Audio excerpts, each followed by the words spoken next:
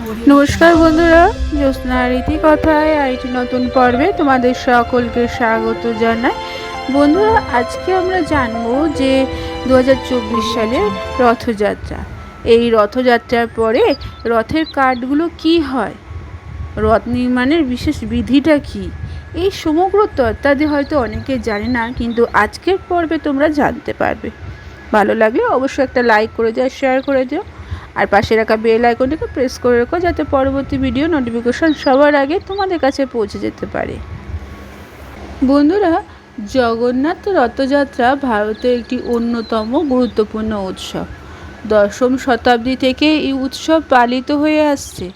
ভগবান জগন্নাথের রথযাত্রা আষাঢ় মাসের শুক্লপক্ষের দ্বিতীয়ায় পুরী থেকে শুরু হয়, দশমীতে শেষ হয়।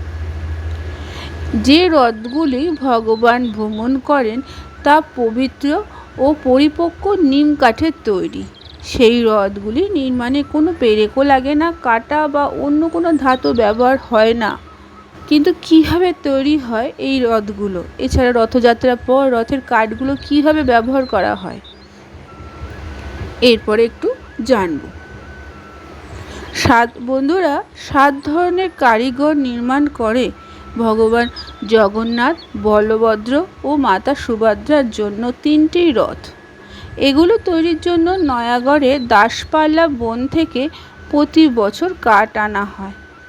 অক্ষয় তৃতীয়া থেকে রথযাত্রা পর্যন্ত এই 2 মাস ধরে এই নির্মাণ করা হয় এই রথগুলো। এতে 7 ধরনের কারিগর লাগে। নির্মাণ কাজে অন্তত 200 জন জড়িত থাকে। প্রতিটি কাজ ঐতিহ্যগতভাবে হাতে করা হয়, কোনো আধুনিক যন্ত্রপাতি ব্যবহার করা হয় না। প্রাচীন পদ্ধতি ব্যবহার করে এর পরিমাপ নেওয়া হয়। পরবর্তী সময় অর্থাৎ রথযাত্রা হয়ে গেলে ভক্তদের কাছে চাকা বিক্রি করা হয়।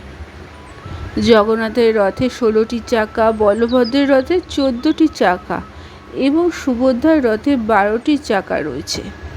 যাত্রার পর জগন্নাথ মন্দিরের প্রতিটি প্রসাদ তৈরিতে রথের কাঠ জ্বালানি কাঠ হিসাবে ব্যবহার করা হয়। একই সঙ্গে 3টি রথে 42টি চাকা ভক্তদের কাছে বিক্রি করে দেওয়া হয়। জগন্নাথ পুরীতে রথযাত্রার আগে রথের নির্মাণ কাজ চলে।